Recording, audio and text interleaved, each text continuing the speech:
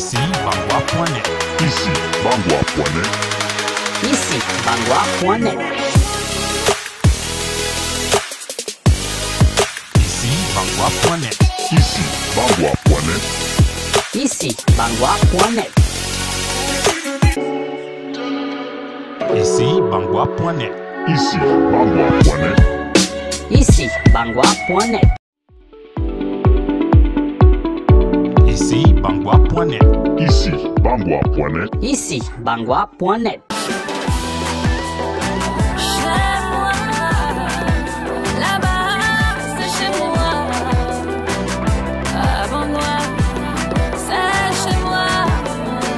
De membe Tolonja, membe petit-fils Bangante, Tolonja, Menkatu.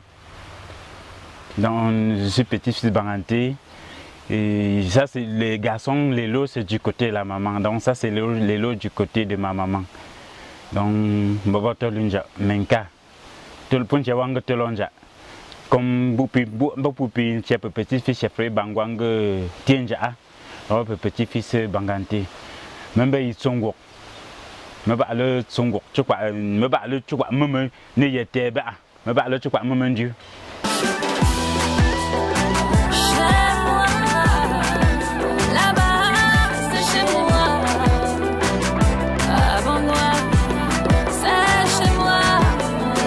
Je suis technicien en industrie animale formé à la CNVZ de Fumban après mes études.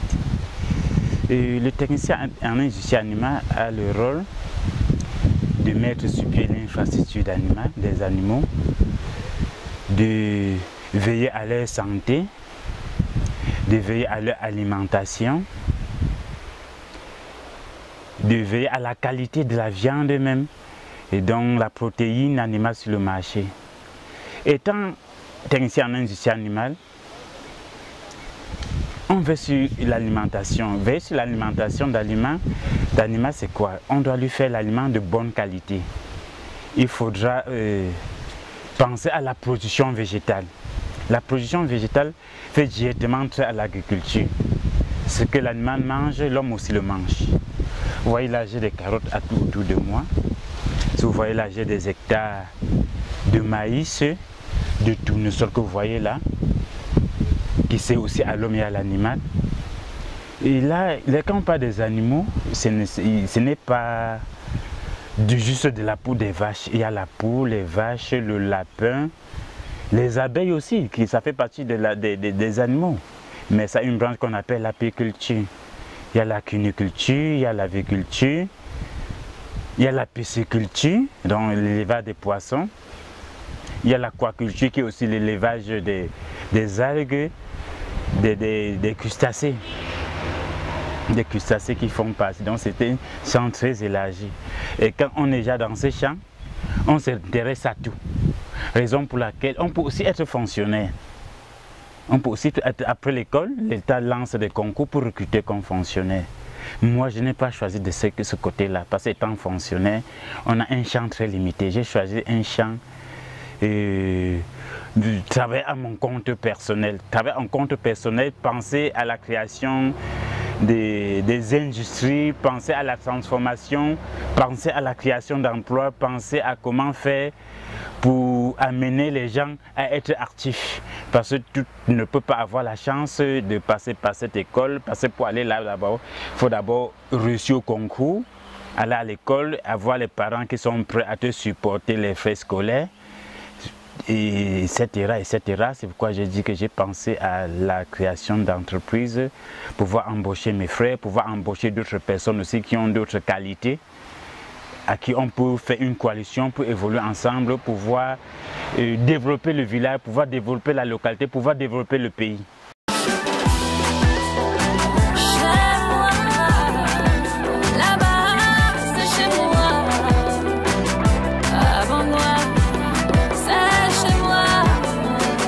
Oui, pour être un bon technicien, il faut d'abord se battre. Il faut d'abord se battre dans son cycle secondaire. Avoir un minimum probatoire au bac. Et après ces diplômes, il faut attendre que l'État puisse lancer les concours d'entrée à l'école. Parce que quand on lance à l'école, on passe à ce que nous appelons équilibre régional. Parfois on prend 10 par région, parfois on prend 15, parfois on prend 20. Ça doit dépendre des besoins. Donc le concours se lance chaque après 2 ans. Parce que l'école dure 2 ans sur le banc et 1 an en stage. Et étant à l'école, on a la possibilité de choisir les différentes filières. Il y a technicien en industrie animale, il y a technicien d'aquaculture, il y a technicien de pêche. Donc chacun prend en fonction de sa guise et en fonction de ses objectifs. Et à la sortie de l'école dure 2 ans. Et l'école en première année, on est comme perdu. La première année, c'est la littérature, parce que là, on doit te parler de la climatologie, et on doit te parler de la production végétale, on doit te parler du botanique, on doit te parler tellement de choses. Tu vas même te poser la question, est-ce que je vais même finir par élever ici? Dans la deuxième année, c'est purement technique. On te parle de l'élevage, de l'alimentation, des projets, de la provenderie, de la pharmacie, de la pharmacopée aussi, de la pharmacie cinétique. Tout ce qui concerne, on doit toujours même travailler au laboratoire, comment faire des prélèvements pour aller au laboratoire, comment faire des prélèvements pour passer à des recherches. On doit t'initier à des travaux de recherche. Parce que pour clôturer la première année, on te demande de faire un stage monographique dans un milieu à laquelle tu aimerais t'implanter. Et ce stage monographique concerne l'étude de la population de la localité auquel tu aimerais t'implanter. Pourquoi? C'est déjà te préparer pour le terrain. On t'apprend à faire un rapport en bonne et due forme. On t'apprend des pratiques administratives, comment gérer l'administration. On te montre comment gérer des conflits, Donc on t'apprend à l'insertion, on te forme à l'insertion sociale en première année. Deuxième année, vraiment tu es déjà confronté à la matière vraiment proprement dite concernant l'élevage, selon ton orientation que tu as déjà fait. Et donc l'alimentation, la nutrition, la production végétale. Quand on parle de la production végétale, c'est large. Quand on parle de la production végétale, à l'école, on s'arrête au niveau des graminées, des fourrages, des céréales. Donc juste ce qui est spécifique à l'animal. Parce que normalement, faire l'élevage, il faut avoir un champ fourragé parce que ce qu'on appelle le pastoralisme chez nous, c'est en voie de disparition avec le boom démographique. D'ici quelques décennies, il n'y aurait plus d'espace pour faire perdre les sujets. Donc, on est amené à créer des champs fourragés, à récolter, faire des zéro-grazing, soit faire du foin pour nourrir les animaux. Donc, et en fonction de ce qu'on a choisi, parce que ceux qui choisissent des pêches sont des gens qui sont du côté maritime, parce qu'eux, ils ont la possibilité, ils ont la mer, ils peuvent faire les pêches dans la mer, ils peuvent élever dans la mer. Ils peuvent développer des activités aquacoles vraiment dans la mer. Nous, quand nous sommes de l'ouest, nous on ne connaît pas de l'eau. Quand on se bat plus, c'est un peu faire d'aquaculture.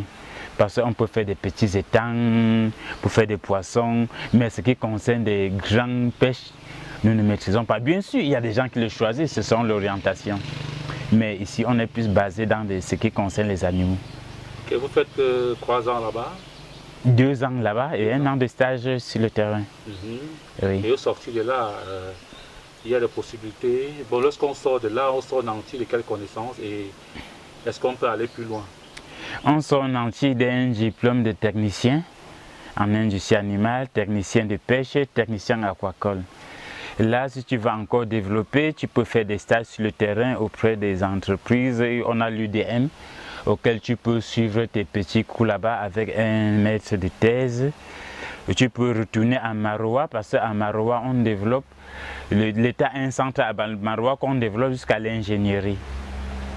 Ça, c'est pour ceux qui peuvent encore chauffer le banc. Mais nous, avec déjà l'engouement du terrain, le soif de mettre la connaissance, Parfois on travaille, on a juste des petits maîtres de thèse auxquels on fait souvent des stages pour développer les thèmes et on soutient pour avoir un niveau supérieur. Et quel est le coût d'une formation pareille? Et Au moi, niveau d'ingénieur et pourquoi pas au niveau de technicien aussi? Quel est le coût? Oui. À la portée de monsieur tout le monde?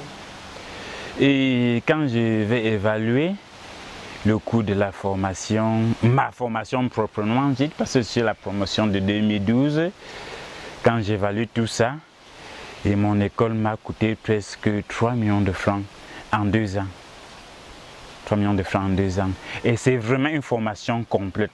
Et on te forme, quand tu sors là, tu te sens prêt, vraiment prêt. Parce que l'école n'est pas faite pour les paresseux. On redouble l'école. On exclut à l'école quand ça ne va pas. Donc quand tu pars à l'école, vraiment, on te forme vraiment pour la vie.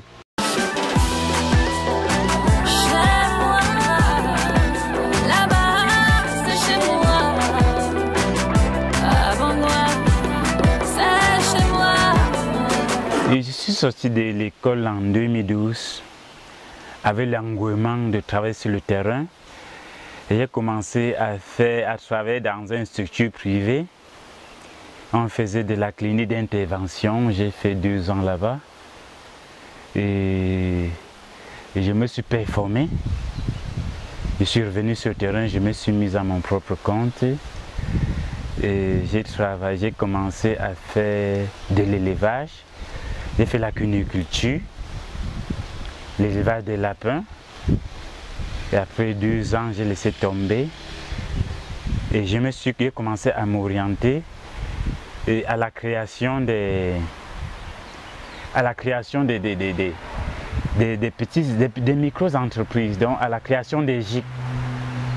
Je suis devenu facilitateur dans les milieux ruraux auprès des petites activités communautaires. Donc j'ai aidé les GIC j'ai aidé les populations, les villageois à mettre sur pied les GIC, principalement dans le département du Ndé. J'ai travaillé dans le Ndé, j'ai travaillé dans la MIFI, travaillé dans le Nou. J'ai aidé une 40aine d'associations à mettre sur pied des GIC. Et dans le Ndé, j'ai aidé à mettre sur pied une grande coopérative de renommée sur les reines de Pigma, Socoprom, les coopératives de producteurs de maïs, à mettre des associations sur pied. J'ai aidé à mettre sur pied une coopérative de producteurs de porc, de bandes de femmes. J'ai été point focal dans le projet Pigma du côté de Banganté, Bangwa, Bangan et projet de Nunde, la production de maïs. Et après ça, je suis rentré travailler à mon propre compte. J'ai commencé à... Et en quelle année? Et quand je reviens encore à partir de 2012, j'ai commencé à travailler à mon propre compte. Donc, comme j'ai commencé, les ailes n'étaient pas grandes, mais j'ai commencé à voler de mes propres ailes. Et je me suis lancé dans la production de maïs. J'ai démarré par 2 hectares de maïs. Ici à Bangwa, oui. Dans quel quartier? J'ai produit de maïs dans le quartier Toumve, principalement chez ma grand-mère, ma Fongombu. J'ai coupé la forêt, j'ai commencé à produire le maïs. Puis parmi les jeunes de ma promotion, je fus le premier à venir tourner la terre à Bangwa avec le tracteur. Parce que j'étais à ceux qui disaient que non, l'agriculture doit être mécanisée. Donc j'ai prôné à la mécanisation de l'agriculture. J'ai évolué et j'ai aussi été soutenu par mes frères de la diaspora, comme Françoise. Elle m'a vraiment beaucoup soutenu et continue à me soutenir. Je dois beaucoup de choses à Françoise. Elle m'a vraiment soutenu. Et bien après aussi, j'ai reçu le soutien du roi, qui m'a aussi soutenu jusqu'à 2018. Et maintenant, j'ai vu que non, j'ai commencé maintenant à penser à l'industrialisation. Et le maïs, oui, le maïs était là, le maïs est aussi fatigant. La production est moins. J'ai fait les pommes de terre, soutenues par ma soeur Françoise, auquel au départ ça marchait et puis il y a eu des fiascos. J'ai commencé à penser maintenant à la transformation au tournesol que vous voyez là. comment faire de l'huile de tournesol. Cette année, je suis passé à comment produire du riz. Et comme les projets m'ont beaucoup déçu, j'ai réorienté mes projets et j'ai dit que non, il faut que je me stabilise. Je suis passé par la stabilité en disant que non, il faut que je me crée un domicile. J'ai passé cette année, je n'ai pas pratiquement fait d'agriculture. J'ai dit que non, tout ce que j'ai, il faut que j'œuvre pour ma stabilité. Donc tout ce qui est entré, j'utilise ça pour me stabiliser un peu. C'est pourquoi vous voyez ce local-ci derrière moi. Donc ça veut dire quoi? J'ai tout suspendu parce que tout n'est que projet. Ça c'est l'un de mes projets pour ma stabilité. Oui, et autre chose que je fais hors de tout ce que je fais, et je suis aussi psychologue, j'accompagne à la psychologie à la prison centrale de Bafoussam.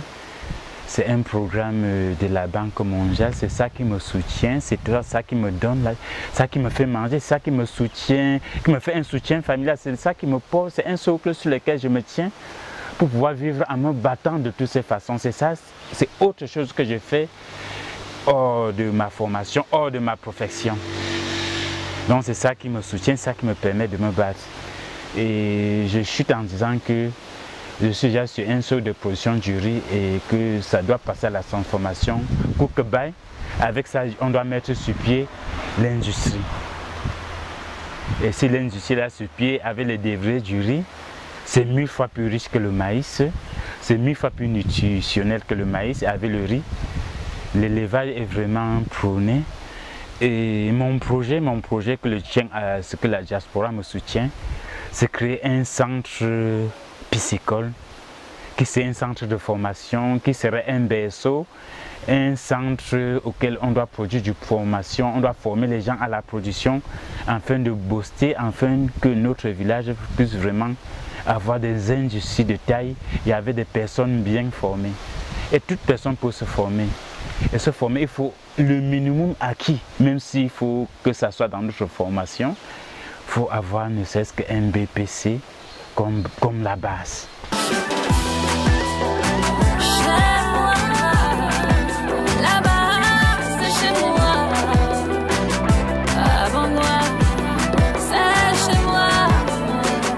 Le métier de technicien en industrie animale, c'est un métier noble, mais qui n'est pas à la portée de main.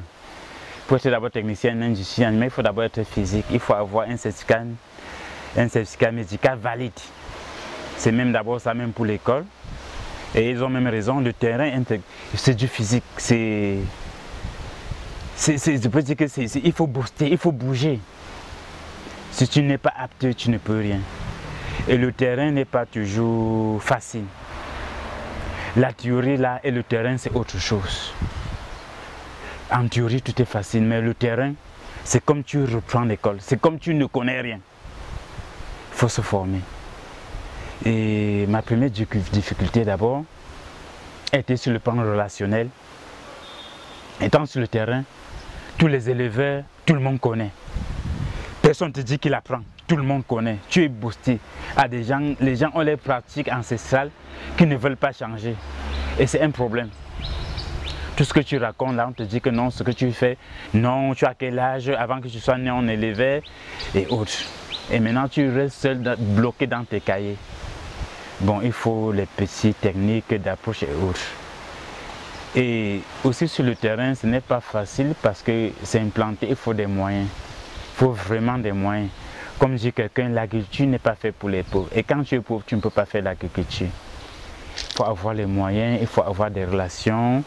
Bon, ce que j'ai bravé un peu, je suis de la famille royale, les bonnes terres étaient de la famille royale, ça m'a un peu fait la main tendue. Ok, ce côté-là, je n'étais pas bloqué, mais ailleurs, j'avais les collègues qui étaient bloqués parce qu'il faut louer la terre pour travailler, il faut payer la terre pour travailler. Et du côté financier, bon, la famille s'est vraiment battue beaucoup pour que j'entre à l'école. Quand je suis sorti de l'école, je devais voler mes propres ailes.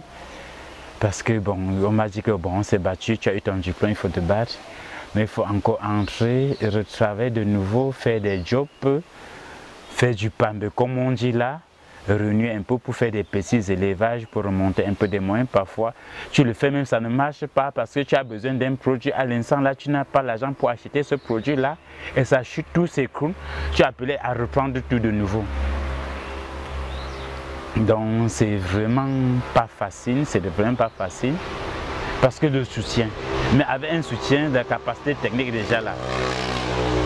Et ce n'est pas, donc c'est côté soutien là, et en tant que jeune technicien, on ne peut pas t'octroyer un crédit, on dit que tu as quelle expérience, tu as travaillé où, donc on doute encore de tes performances.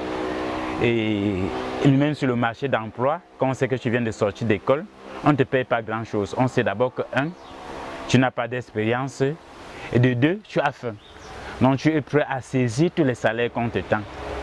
Et quand surtout même du côté de l'État, quand l'État lance un concours d'intégration, si 5 ans sont sortis de l'école, l'État peut lancer un concours pour 10. Et les privés aussi, quand ils te prennent, ils te m'amènent, le salaire n'est pas régulier, les chantages chaque jour, tu n'étais pas aujourd'hui à l'heure, ou tu n'as pas atteint cette performance. Donc ce n'est pas toujours très aisé.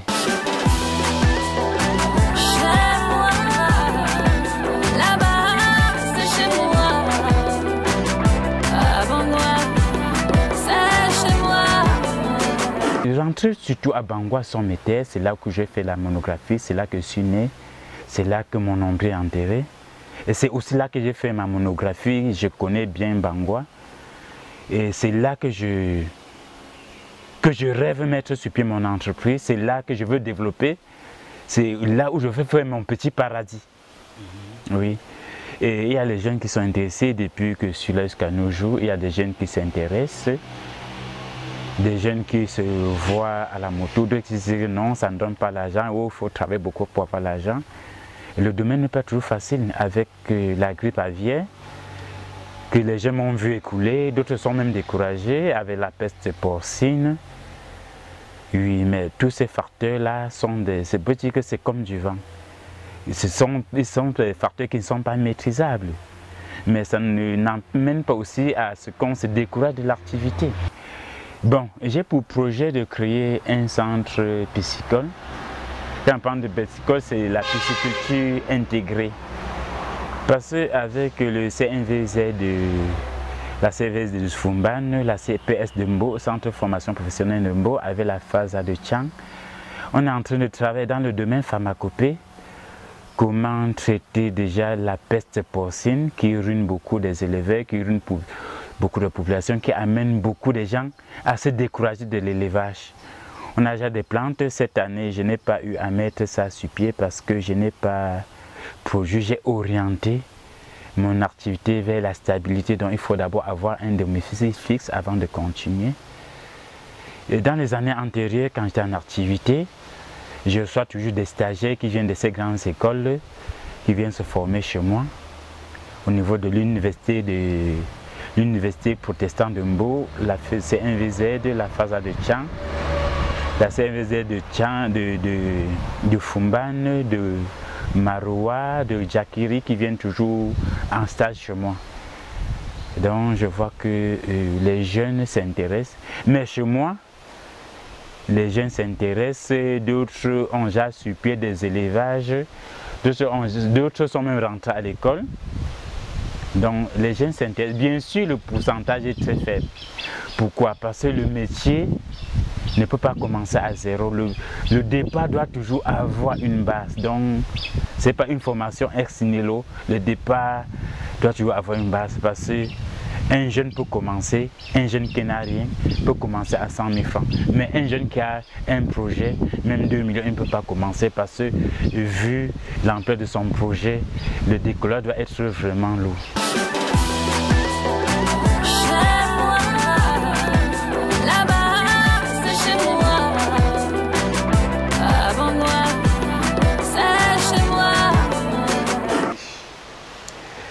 Oui, moi j'ai commencé le CEBA à Bangoua en 2004.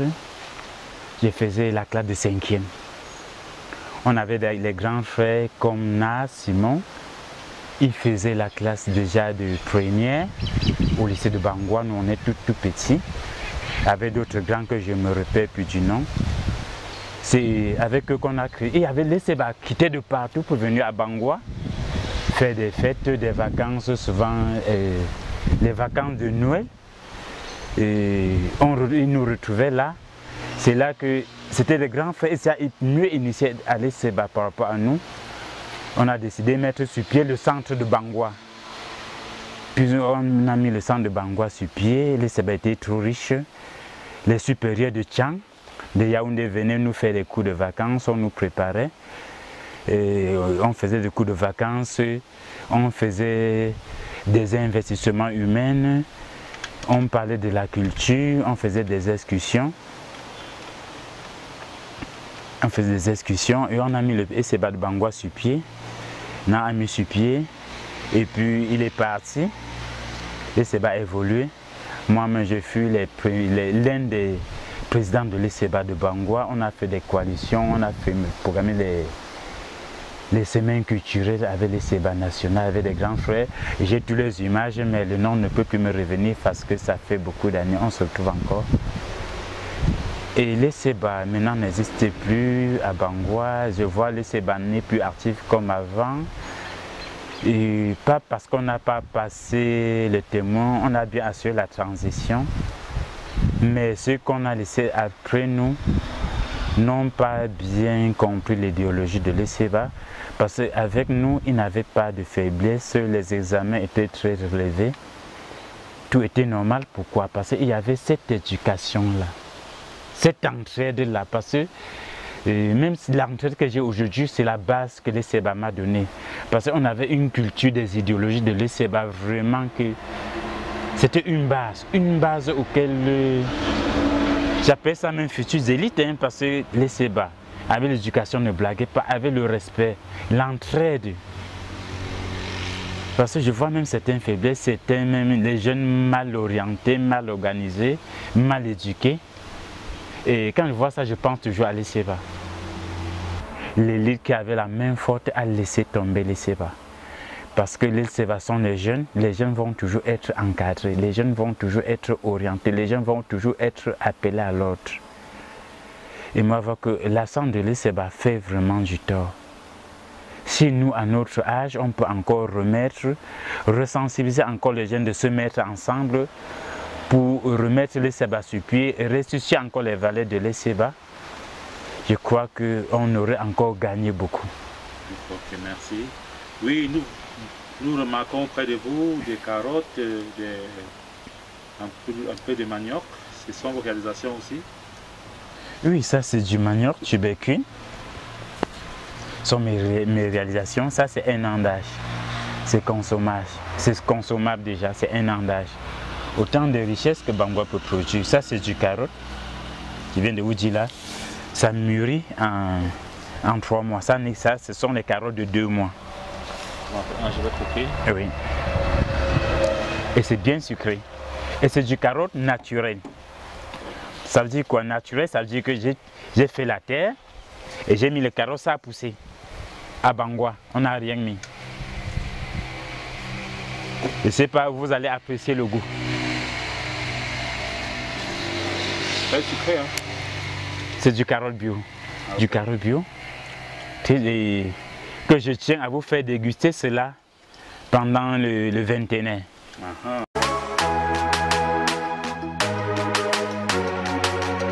Ici, Bangwa.net. Ici, Bangwa.net. Ici, Bangwa.net. Un mot de fin à tous ceux qui ont pris la peine d'écouter.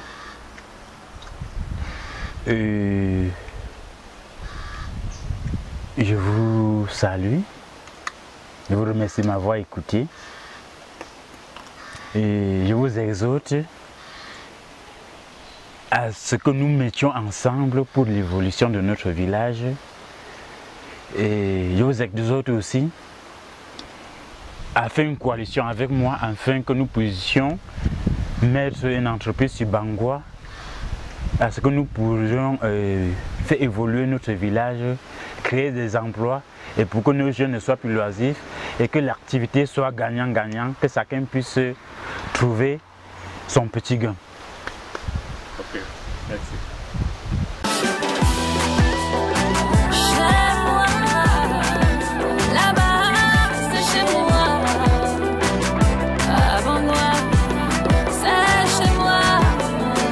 J'ai quitté mon beau village village.